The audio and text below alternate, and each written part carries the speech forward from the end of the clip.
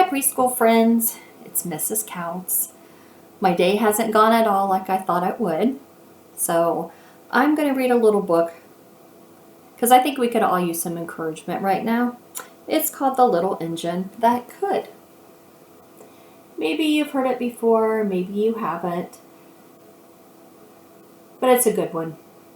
Now I want you to pay attention because at the end of the book, I'm going to give a shout out to 2 students. I've just put everybody's name in a little bucket, and I picked a name for the morning kids and a name for the afternoon kids, and I'm going to shout out your names at the end. So make sure you stay and you listen for the whole story. All right, The Little Engine That Could.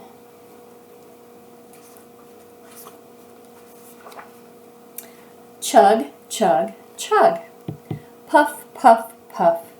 Ding dong, ding dong.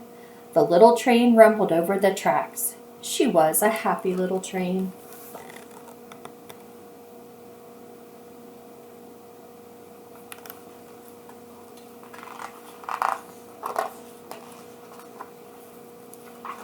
For she had such a jolly load to carry. Her cars were filled of good things for boys and girls. There were toy animals, giraffes with long necks, teddy bears with almost no necks, and even a baby elephant.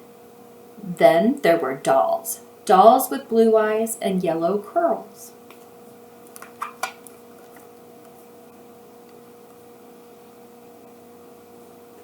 Hope you can see the pages.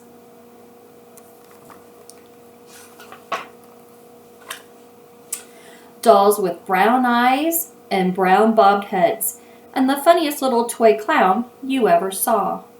And there were cars full of toy engines, airplanes, tops, jackknives, picture puzzles, books, and every kind of thing boys or girls could want.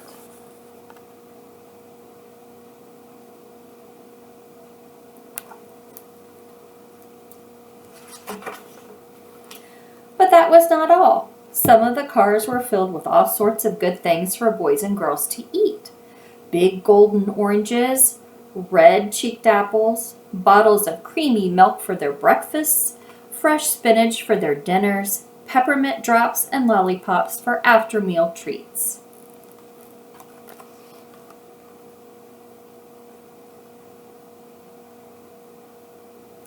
Don't forget about what our nutrition lady, Miss Rachel, would say about those lollipops and peppermint drops. Once in a while it's okay, but not all the time.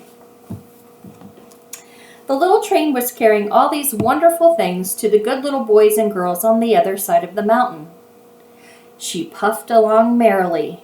Then all of a sudden she stopped with a jerk. She simply could not go another inch. She tried and she tried, but her wheels would not turn.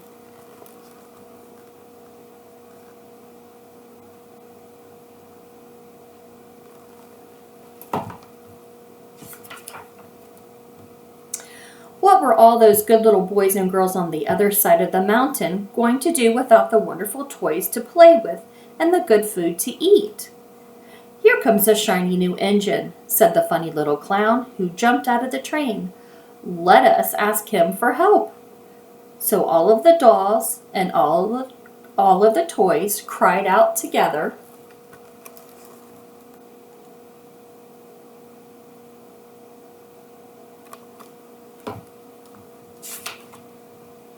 "Please, shiny new engine, won't you please pull our train over the mountain? Our engine has broken down, and the boys and girls on the other side won't have any toys to play with or good food to eat unless you help us."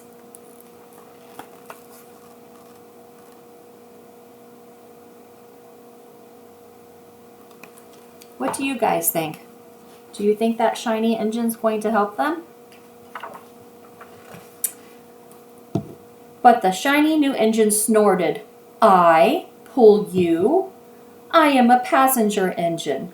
I just carried a fine big train over the mountain with more cars than you ever dreamed of.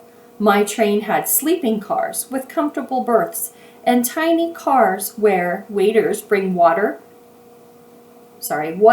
hungry people want to eat. and a parlor of cars in which people sit on soft armchairs and look out the big plate windows. I pull the likes of you? Indeed not. Well, that wasn't very nice, was it? We need to help our friends.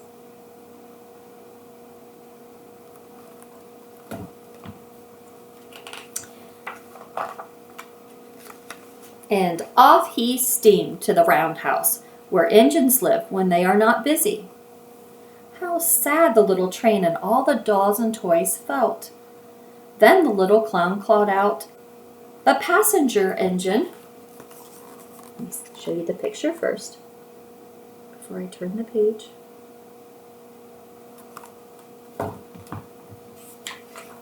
The passenger engine is not the only one in the world. Here is another engine coming, a great big strong one. Let us ask him to help us. The little toy clown waved his flag and the big strong engine came to a stop. "Please, oh please, big engine," cried all the dolls and toys together. "Won't you please pull our train over the mountain? Our engine has broke down, and the good little boys and girls..."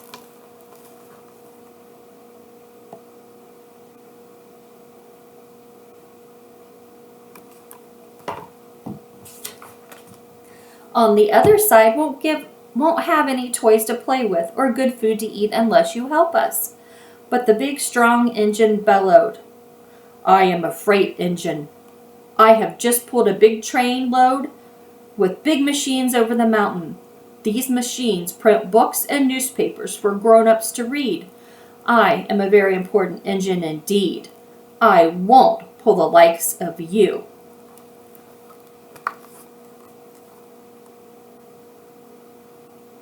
Another train, not very nice. And the freight engine puffed off indignantly to the roundhouse. The little train and all the dolls and toys were very sad. "Cheer up," cried the little toy clown. "The freight engine is not the only one in the world. Here comes another. He looks very old and tired. But our train is so little, perhaps he can help us." What do you boys and girls think? Do you think this other train's going to help him? Let's hope so. So the little toy clown waved his flag, and the dingy, rusty old engine stopped. "Please, kind engine," cried all the dolls and toys together, "won't you please pull our train over the mountain? Our engine has broken down, and the boys and girls on the other side won't have any toys to play with or good food to eat unless you help us." But the rusty old engine sighed. "I am so tired. I must rest my weary wheels. I cannot pull even so little a train as yours over the mountain. I cannot, I cannot, I cannot."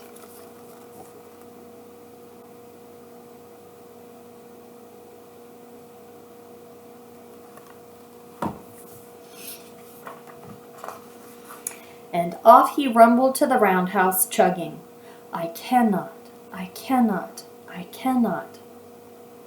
Then, indeed, the little train was very, very sad, and the dolls and the toys were ready to cry.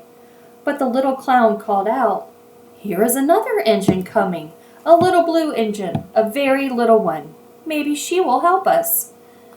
The very little engine came, chugging merrily along. When she saw the toy clown's flag, she quickly stopped.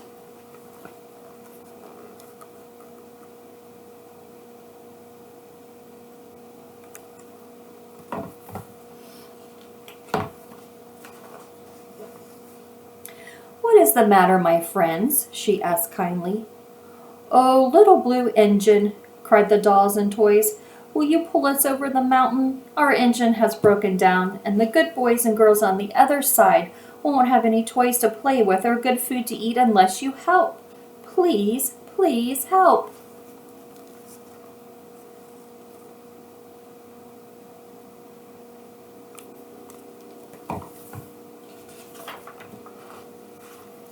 Please help us, little blue engine."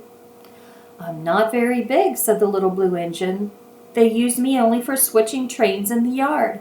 I have never been over the mountain."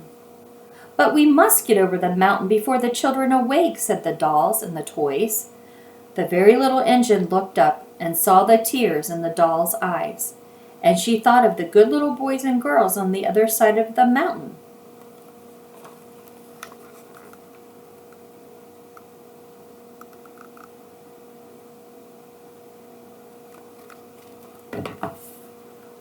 Who would not have any toys or good food unless she helped. Then she said, "I think I can. I think I can. I think I can." And she hitched herself to the little train. She tugged and pulled and pulled and tugged, and slowly, slowly, slowly, they started off. The toy clown jumped aboard, and all the dolls and the toys and animals began to smile and cheer. Puff, puff, chug, chug, went the little blue engine. "I think I can, I think I can, I think I can, I think I can." I think she can too. And what does Mrs. Couts always say about saying "I can't"? We don't say "I can't" in preschool. We always try our best. And I know we can't do things perfectly, but we keep trying. Back to the story. "I think I can, I think I can, I think I can, I think I can." Up, up, up. Faster and faster and faster the little engine climbed until at last they reached the top of the mountain. Down in the valley lay the city. "Hooray, hooray!" cried the funny little clown and all the dolls and toys. "The good little boys and girls in the city will be happy because you helped us, little blue engine."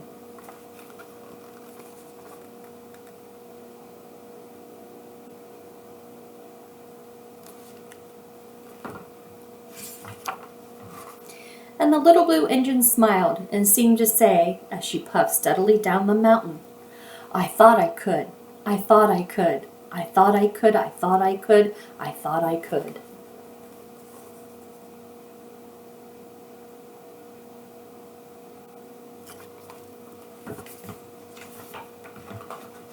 And that's the end of our story.